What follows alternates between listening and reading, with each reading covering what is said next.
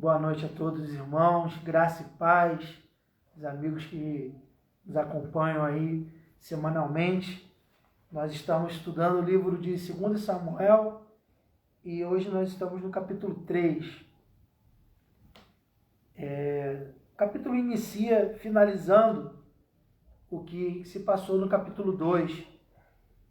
O primeiro versículo informa que houve ainda uma longa guerra entre a casa de Saul e a casa de Davi. E a casa de Davi se fortalecia e a casa de Saul enfraquecia. Todo o processo de Deus na vida de alguém que Deus chama não é instantâneo. As coisas não acontecem de uma hora para outra quando Deus chama alguém. E aqui na vida de Davi a gente percebe isso.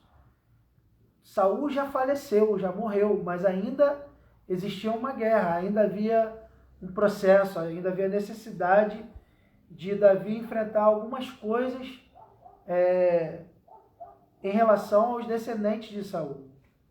E essa guerra foi longa, não foi uma guerra rápida.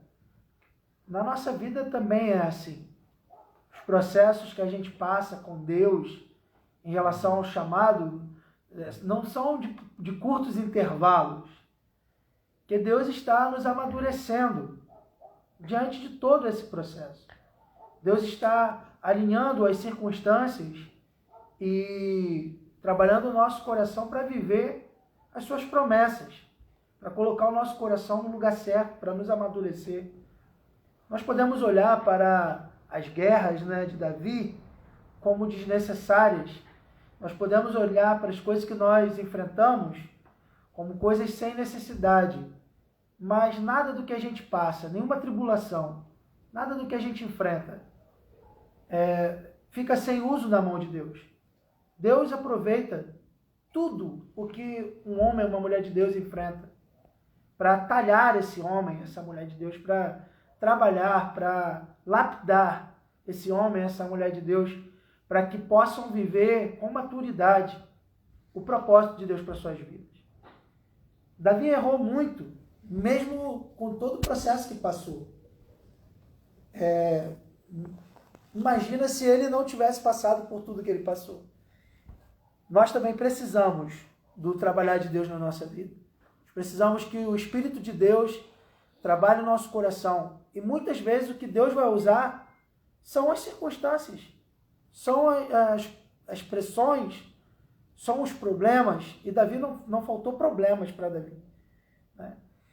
Logo a seguir fala que Davi teve 6 filhos. Ou seja, teve um tempo de paz, que Davi pôde pensar na sua vida sentimental, na sua vida amorosa como homem. E ele estava em Hebrom e ele começou a viver uma vida natural de homem, teve um período de paz, onde ele começou a gerar família. Hoje, Dia dos Pais, estamos falando que Davi virou pai. Depois a gente vai continuar estudando e perceber que Davi, como pai, errou muito, muito, muito. Apesar de ser muito bem intencionado, de colocar nomes com significados bonitos, com significados que apontavam para um desejo do coração dele a respeito do que ele esperava que os filhos se tornassem. Mas a gente vai observar na sequência dos estudos que Davi errou muito na criação dos seus filhos. Que ele foi um pai com muitas dificuldades, se calando quando devia falar, falando quando devia se calar, sendo ausente, sendo parcial no julgamento, cometendo muitos erros Davi cometeu, e a história dele mostra a história de um pai que realmente, apesar de bem intencionado, teve muitas dificuldades na sua paternidade. E por conta disso também gerou muitos problemas para a sua vida. através desses filhos que ele gerou. Aproveitando isso, né, a gente pode aproveitar para falar sobre a questão da paternidade, de ser pai, e falar da importância que é a gente não apenas ter boas intenções na criação dos filhos, a gente não apenas como pai, como alguém que é cuidador da família, que é líder do seu lar, não apenas ter boas intenções, mas ter boas atitudes, né, com os filhos, saber perdoar, saber pedir perdão, saber reconhecer quando erra. Isso não te torna fraco. Você reconhecer os seus limites como ser humano e se arrepender e pedir perdão quando for necessário. O pai é quem deve buscar o filho. O pai é quem é a referência. O pai é quem deve ser essa pessoa que ministra pelo exemplo, né? O filho, ele está para ser, ele é um projeto ainda que ainda não foi formatado. Seu filho está sendo formado, forjado. Os nossos filhos. E a nossa responsabilidade como pais é ser exemplo, não apenas com as nossas palavras, mas principalmente com a nossa vida. E isso que é difícil, porque dentro de casa é que nós somos conhecidos. As nossas falhas, os nossos limites, os nossos defeitos são mais nítidos para quem está perto da gente. Quem está longe vai ver, vai observar o nosso discurso apenas. Mas quem está perto vai ver se aquilo que a gente fala a gente busca viver. E esse é o grande desafio do pai fazer dos filhos os seus discípulos, os seus primeiros discípulos. Os nossos filhos têm que ser os nossos primeiros discípulos, os mais próximos de nós. E o grande desafio está nisso, porque quanta verdade há em nós naquilo que nós ensinamos. Quanto há de vida naquilo que nós estamos pregando. Nós somos apenas um discurso oco ou tem verdade, tem consistência? A gente vive o que fala. Esse é o grande desafio, né? E o desafio dos filhos é olhar para os pais e mesmo vendo que são limitados, são seres humanos, chega uma idade que os filhos olham para os pais e não veem mais os heróis que viam quando criança. Começam a enxergar seres humanos limitados, seres humanos que erram, que podem falhar.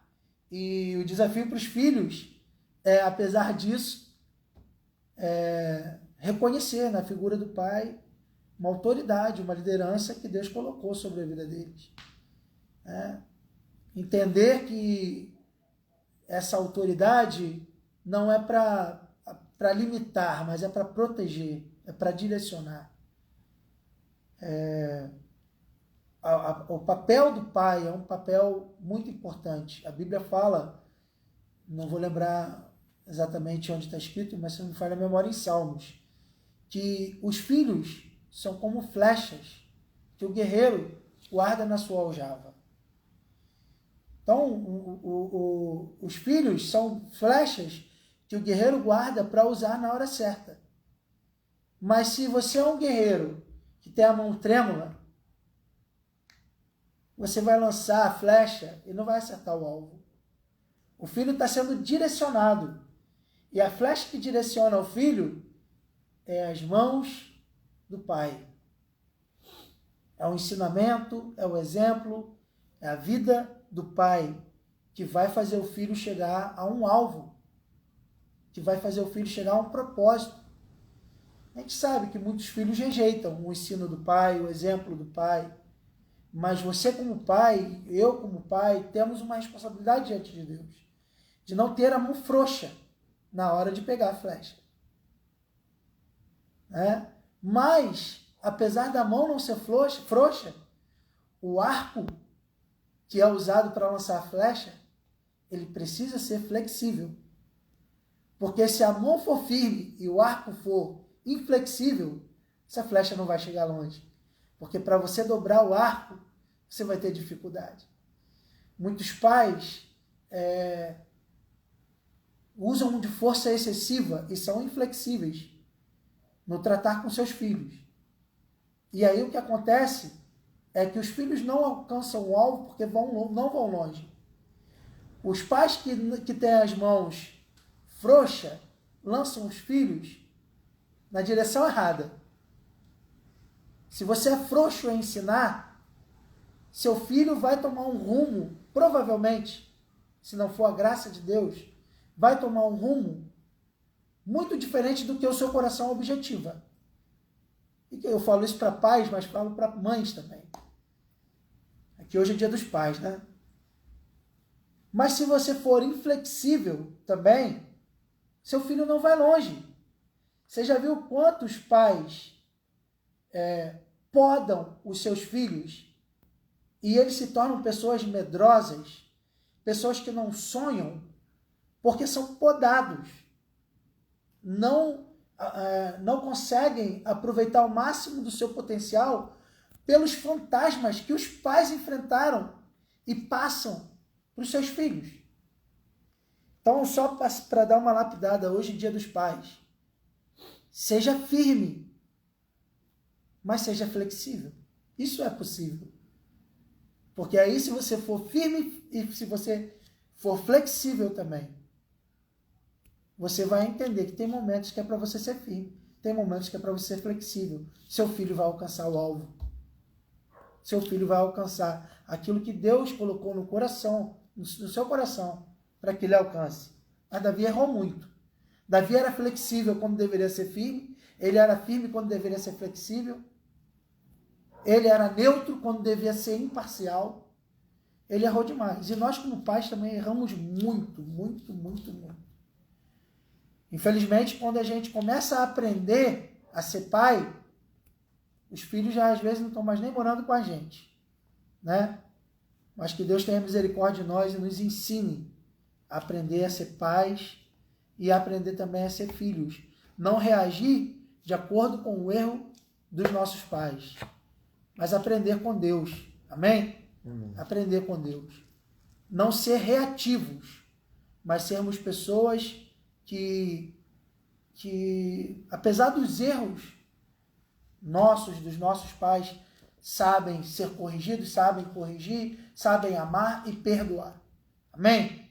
Seja assim na nossa vida, na nossa família, seja assim na sua vida, na sua família, em nome de Jesus.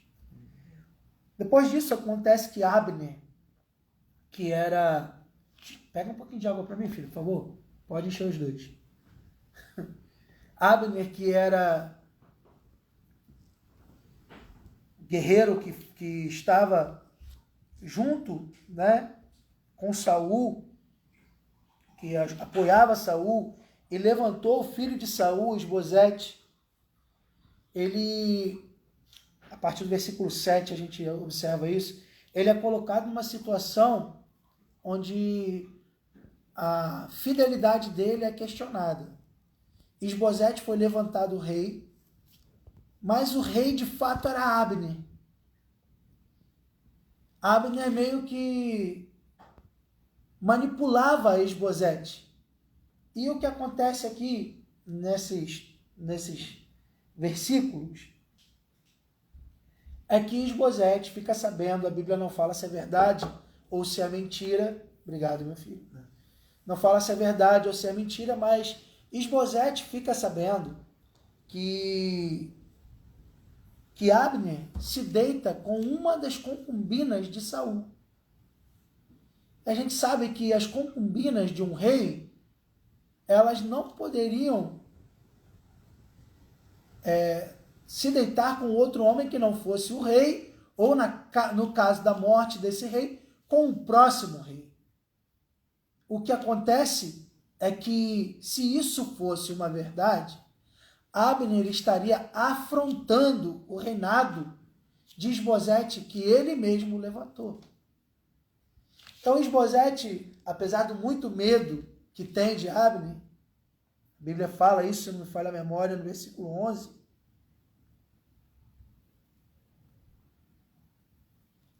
Eu acho que é no versículo 11. Deixa eu ver aqui. Deixa-me ver. Exatamente. O versículo 11 fala que Isbosete tinha muito medo de Abner. E por isso ele, apesar disso, do medo, ele vai e confronta Abner.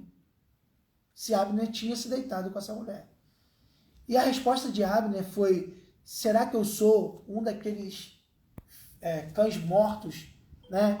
Um daqueles traidores de Judá? Quem eram os considerados por Abner ali, traidores de Judá, os cães de Judá?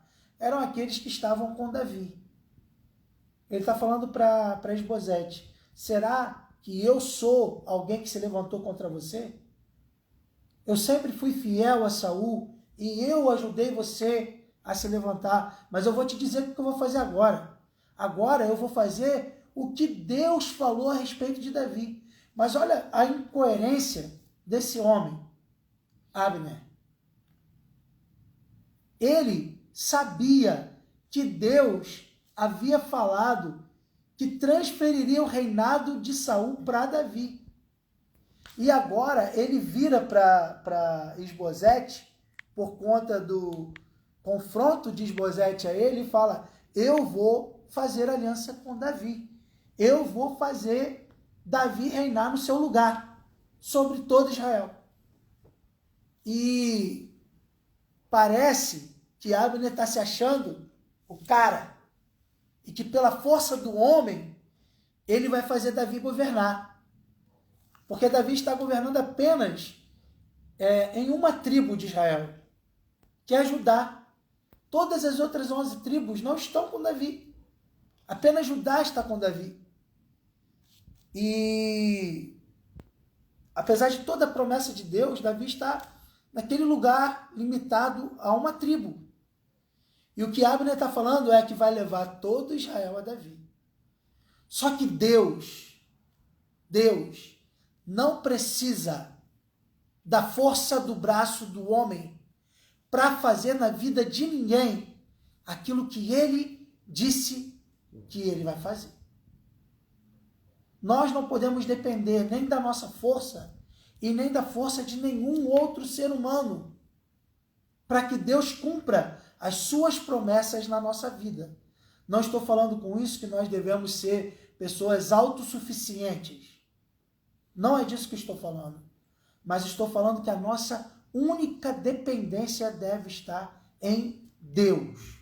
Apenas do Senhor deve depender o nosso coração. E Abner, imagina, se ele consegue o intento do coração dele, e se ele traz o reino a Davi, a glória seria de quem? Seria de Deus ou seria de Abner? A glória seria de Abner. Muitas pessoas que, pelas circunstâncias, não porque ele era muito bonzinho, não. Ele não era bonzinho, mas ele ficou sem lugar ali. Porque agora ele foi confrontado. Ele, enquanto estava confortavelmente ali, ele estava quieto. Mas quando ele foi confrontado, ele se levanta para partir para uma outra circunstância da vida dele. Não foi porque ele era bom, porque ele amava Davi ou porque ele temia a voz de Deus. Ele já sabia de tudo isso. Mesmo assim, se opôs a Davi.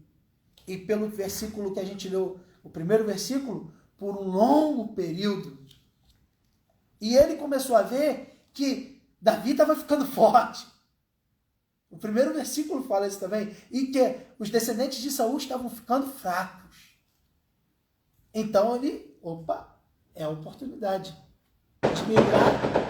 de migrar para o lado mais forte. É a oportunidade de tomar posição ao lado de quem está vencendo. Ele era oportunista. Ele era um homem que o oportunismo era uma das características dele. Ele se aproxima, manda mensageiros a Davi. E eu ia falar isso, acabei não falando. Muita gente que tem até boa intenção, nem todo mundo é mau de coração, mas muita gente que tem boa intenção de nos ajudar, são impedidos de nos ajudar. Tem até um louvor que fala disso, né? Ninguém pode te ajudar, ninguém pode te levantar, mas se Deus tem um plano contigo, ninguém impedirá. Essa é a verdade. Ninguém pode te ajudar a viver o propósito de Deus para a tua vida. Se Deus não vai te ajudar nisso, ninguém vai te ajudar. Se Deus não te levanta, ninguém te levanta. É Deus, não é o homem. Não é o homem. Se Davi aceitasse essa aliança com Abner, Davi ficaria volúvel à influência de Abner. Ficaria sob essa sombra de uma influência. Não teria autonomia para exercer o governo na plenitude do que Deus o havia chamado. Então, meus irmãos, nós precisamos ter cuidado nas nossas decisões. Nós precisamos ter muita direção de Deus sobre a nossa vida. Não podemos negociar a unção, não podemos negociar o propósito, o chamado, a missão, a visão de Deus para nós. A visão, a missão que Deus te deu, o propósito que Deus te deu, ele é seu. Ele não pode ser maculado. Ele não pode ser misturado. Tem que ter genuinidade. Genuinidade. Essência.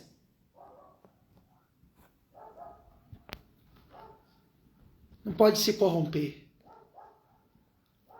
Deus está te chamando para viver o que Ele quer para você.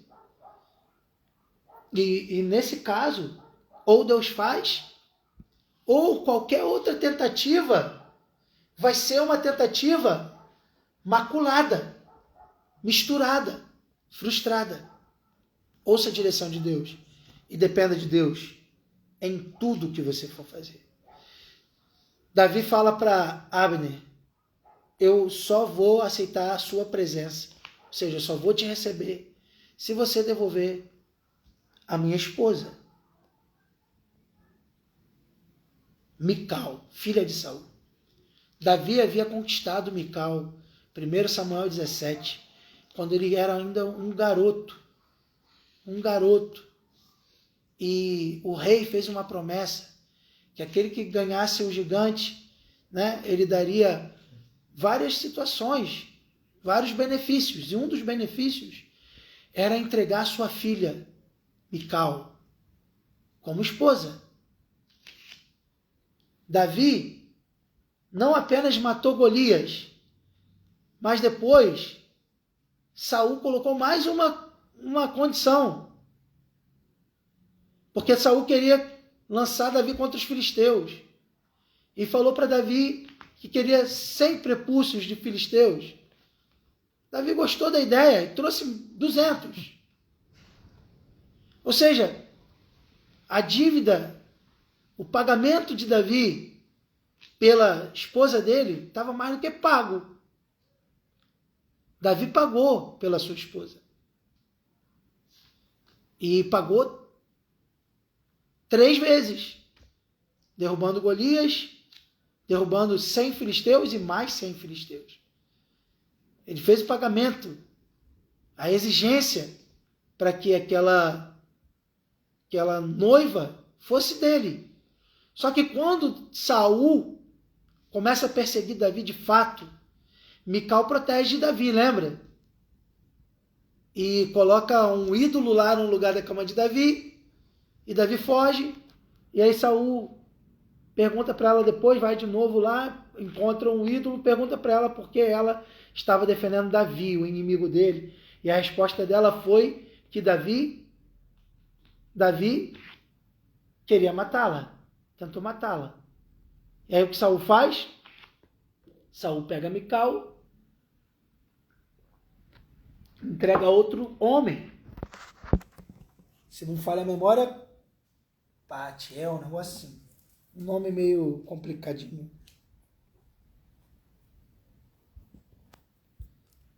Paltiel é o nome dele.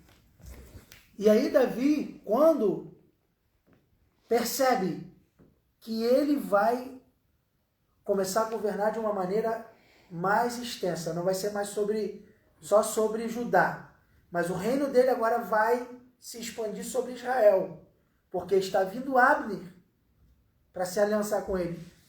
Abner, que era o guerreiro de Saul, que estava do lado de Saul quando Davi pegou lá a bilha de água e a lança ou a espada, não lembro, de Saul. Foi a lança, né? Foi a lança que até um servo de Davi falou que podia cravar Saul ali. Era Abner que estava ali do lado de Saul, dormindo, porque Deus botou todos eles ali para dormirem. Era Abner. Abner era fiel a Saul. Mas agora Abner está vindo para o lado de Davi. O que Davi pensa? Meu reino vai se expandir. E aí o que ele pensa? Mical é minha por direito. E ela ainda tinha uma outra questão. Mical era filha de Saul. Ela era uma princesa. A Bíblia não fala isso, eu não posso afirmar como verdade bíblica. Mas nós podemos pensar que Davi pode ter sido estratégico. Porque a gente sabe que reis fazem estratégias políticas para trazer paz em um reino, casando com princesas de outro reino. E Davi não vai se casar com Mical, ele vai tomar de volta a mulher que já é dele. Mas isso manda uma mensagem. Essa atitude de Davi manda uma mensagem. A princesa, que é a minha mulher, é filha do rei que faleceu. Está entendendo isso? É como se Davi tivesse, de alguma maneira, sendo estratégico, politicamente estratégico. Porque Davi não queria mais que houvesse derramamento de sangue. Uma guerra entre irmãos. Davi estava sofrendo muito com isso. A gente viu no capítulo 2 como Davi sofreu com a morte dos irmãos, do seu próprio povo. Uma guerra entre o próprio povo de Deus ali. Davi não queria mais que seu governo fosse por meio de guerra, de batalhas, de morte de inocentes. Só que o que acontece? Abner, Davi fez um banquete para Abner, recebeu Abner com honrarias de príncipe. Não foi falso da parte de Davi, não. Davi estava sendo verdadeiro. Não sei se Abner estava sendo tão verdadeiro quanto Davi. Estava sendo oportunista. Não sei se estava sendo verdadeiro como Davi. Mas a gente viu no capítulo anterior que, no mínimo, Abner foi um cara que pensou na morte dos seus irmãos. Foi ele e não Joabe que clamou para que a guerra parasse. Foi ele. Foi ele quem pediu para parar a guerra. Foi ele quem virou para o irmão de Joabe e falou para ele ir para outro canto. Porque senão ele teria que matá-lo. E como que ele iria encarar o irmão dele? A Bíblia não deixa essas mensagens à toa. Abner podia não estar 100% aqui, sendo sincero. Ele poderia ter os interesses dele. Mas ele também não queria a guerra e a morte dentro do povo. Dentro do povo. E ele só matou Azael porque Azael foi no encalço dele. Correndo. Chato. E ele falou, sai do meu pé, chulé. E o menino não saía. E ele teve que fazer o que ele não quis. Só que agora, quando ele vem se encontrar com Davi, os irmãos de Azael, Joabe e Abiatar, se não me falha a memória. Abiatar não, Abissai. Eles falam, Joabe vira para Davi e fala, você não sabe que Abner tem um coração mau? Veio aqui para ver o seu reino e depois te atacar. Mas não era isso. Ele estava falando essas coisas porque ele estava cheio de ódio de Abner. E queria influenciar Davi contra Abner. Muitas vezes as pessoas se aproximam como se fosse querendo te ajudar em relação a outras pessoas. Mas na verdade estão sendo movidas por uma intenção maligna. E Davi não dá ouvidos a Joabe. E percebendo isso, o que Joabe faz? Vai atrás de Abner. Traz Abner, que tinha ido em paz, que tinha feito aliança. Traz Abner. E ceifa a vida de Abner por vingança pela morte do seu irmão Azael. Meus irmãos, Joabe mostra aqui o quanto ele era uma pessoa dominada pelos seus impulsos emocionais. Dominado pelo rancor, pela mágoa, pelo ódio, pela vingança. Ele poderia ter se controlado, sim, em nome de um bem maior, que era a paz no reino. Porque a atitude dele agora de matar Abner poderia levantar uma guerra. Porque Abner era um príncipe. Abner era alguém que lutou a vida inteira pelo exército de Israel. E ele não queria matar Azael. Ele foi se defender. Mas os filhos de Zeruia têm uma reação vingativa, emocional, no calor da vingança, da raiva, do rancor. Deus não nos chamou para exalar vingança, raiva, rancor. Mas Deus nos chamou para exalar amor, paz. Todas as vezes que há no nosso coração, na nossa vida, esses sentimentos, Deus não está nisso. Toda vez que seu coração é roubado da paz, você está sendo influenciado por demônios. Todas as vezes que seu coração se desvia, e a gente até leu isso hoje, né? E a raiz de amargura vem sobre o seu coração. O que está havendo aí é uma influência maligna, uma influência de demônios, para te tornar reativo, para fazer com que você haja na carne, no impulso. Todos nós já falhamos nisso, em algum momento. Nós temos o Espírito Santo, e uma das partes do fruto do Espírito é o domínio próprio. E Deus vai fazer brotar na nossa vida, e Ele já tem feito brotar o domínio próprio. O domínio próprio. Não vamos responder afronta com afronta. Não vamos responder na mesma medida, porque temos sobre nós o poder do Espírito Santo que vive em mim, que vive em você. Nós não precisamos andar na carne. Porque poderia ser suscitada uma guerra aqui, novamente.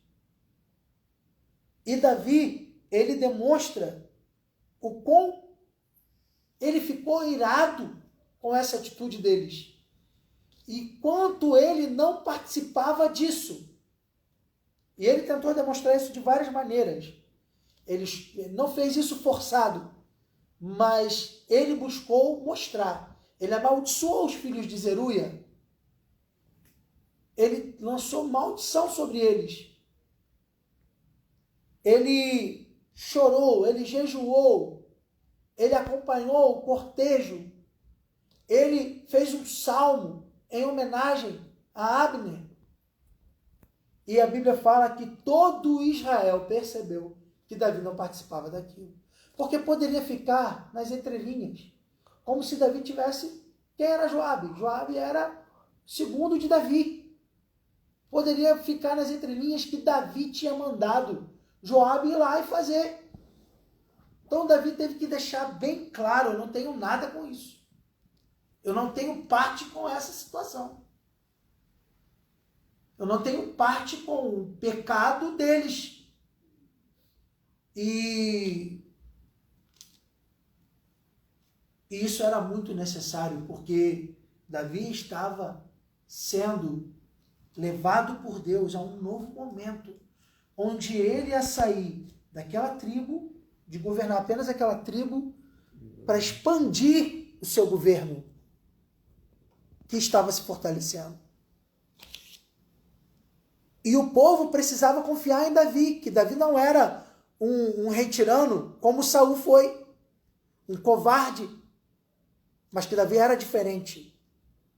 Meu irmão, não tem como as pessoas duvidarem da nossa integridade, do nosso caráter, como homens e mulheres de Deus.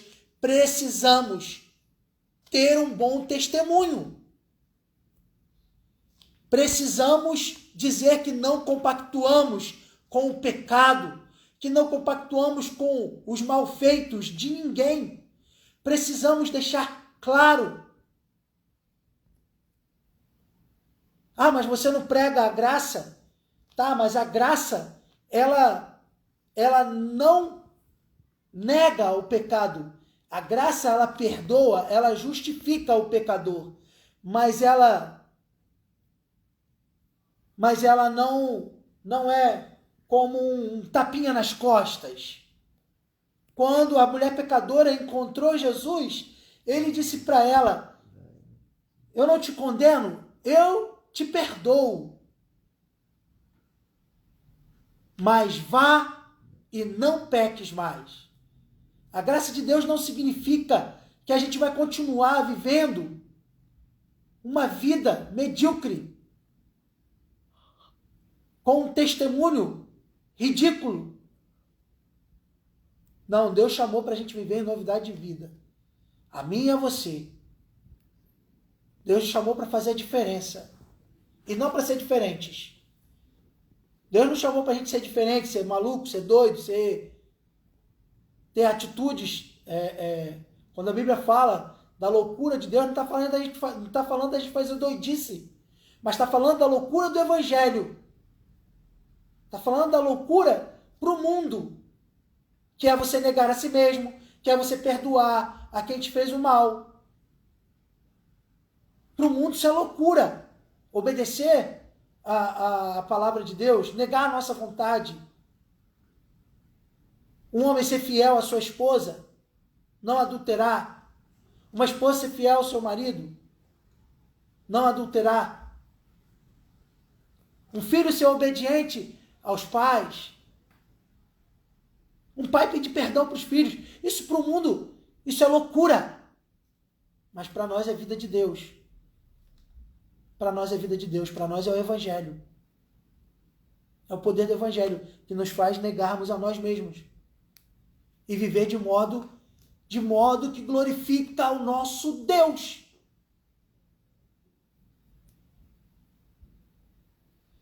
Tem que ficar bem clara a nossa posição em alguns assuntos da fé.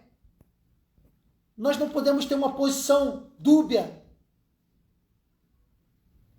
Mas tem que ficar bem claro. Porque assim como Davi sofreria, o reino de Deus sofre.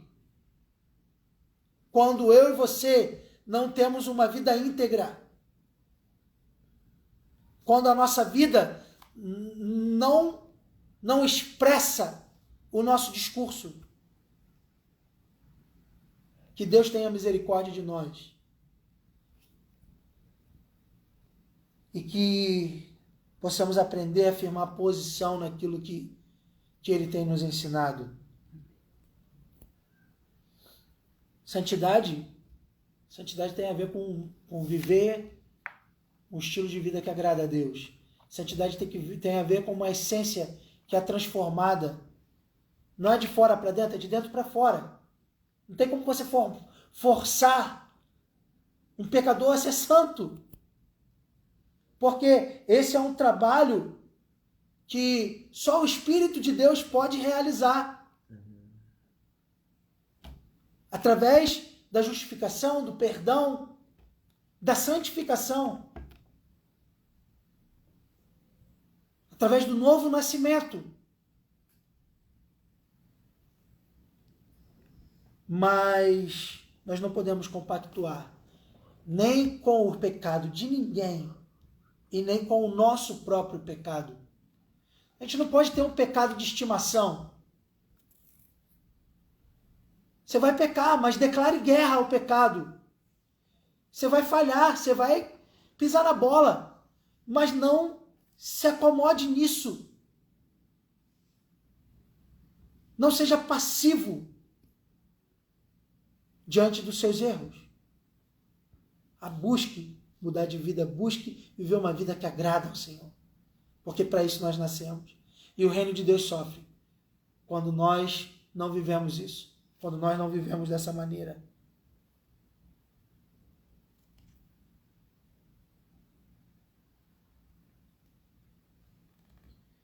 Davi fala, somos inocentes, nós, eu e o meu reino, para com o Senhor para sempre, do sangue de Abner, filho de Ner.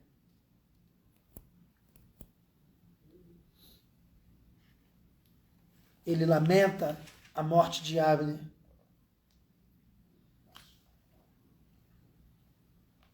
E ele fala, vocês não sabem que hoje caiu o grande príncipe.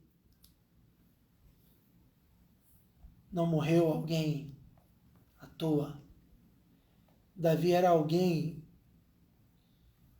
uma pessoa de personalidade bem desafiadora, assim, para a gente entender Davi.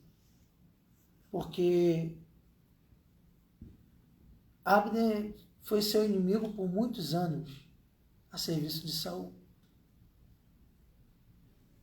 E na morte de Abner, a gente vê Davi lamentar. A gente vê Davi chorar, prantear.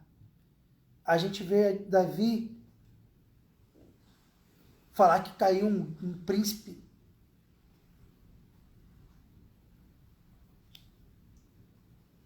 Quando o natural de um rei, de um monarca, quando cai alguém que sempre o confrontou, sempre o perseguiu, é festejar, é comemorar. Só que Davi não encarava Abner como um inimigo, mas como um irmão. Um irmão que está tendo atitudes erradas, está falhando, mas ele amava. Ele amava o seu povo. Se lembre que Deus chamou Davi porque Davi era pastor. Deus chamou Davi para governar porque Davi era pastor. Amava as suas ovelhas. Dava vida pelas suas ovelhas. Dava vida mesmo, não no discurso. Dava vida mesmo. Como nós precisamos aprender com Davi, né? Ele amava seu inimigo. Que foi lá fazer aliança com ele.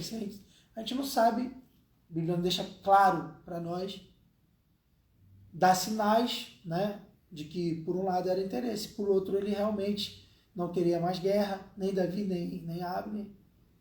Mas o que a gente vê é que acaba não acontecendo. Não é pela mão de Abner que Davi vai governar. Não é pela mão de homens que Deus vai fazer o que disse para você que iria fazer. É pelas mãos de Deus. É pelo agir de Deus. é pelo mover de Deus. Ela é pelo mover do Espírito Santo. Que Deus abençoe sua vida.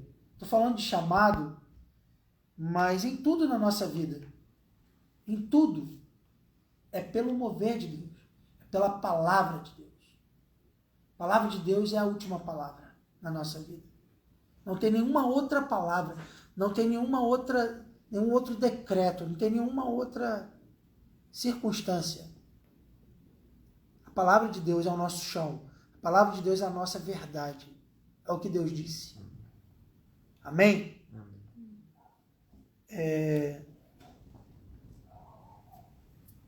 Então a gente percebe aqui, Davi, uma vida, um tempo de paz, onde teve filhos, mas agora uma vida bem trabalhosa. E de muitas dificuldades, não apenas pelos erros dele, mas pelos erros de quem estava no seu entorno. Né?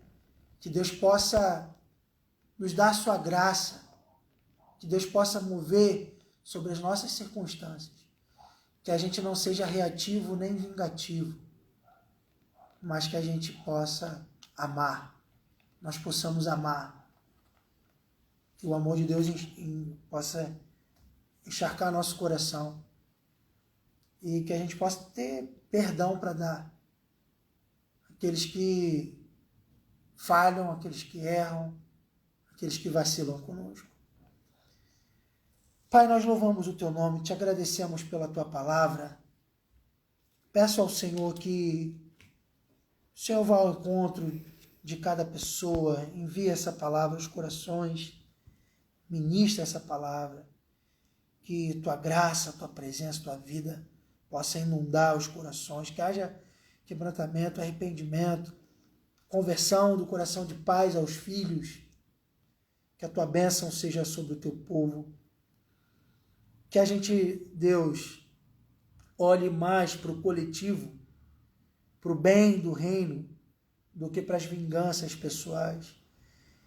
Que a gente sofra, Deus, alguns prejuízos, que a gente aprenda isso, a sofrer algumas perdas, a lidar com as perdas, evitando que hajam perdas maiores. Em nome de Jesus, Pai, que a Tua graça seja sobre nós. Tua misericórdia e Teu favor seja sobre nossa vida. Em nome de Jesus. Deus abençoe sua vida, seu coração. E que a glória de Deus, a graça de Deus abunde sobre o seu lar. Você seja uma bênção nessa geração. Não seja vingativo nem reativo. Mas que o Espírito de Deus gere o fruto do Espírito em você. Que você seja uma bênção na tua casa, na tua vida, para a vida das pessoas que estão ao seu redor, para os teus amigos, para os teus familiares. Em nome de Jesus.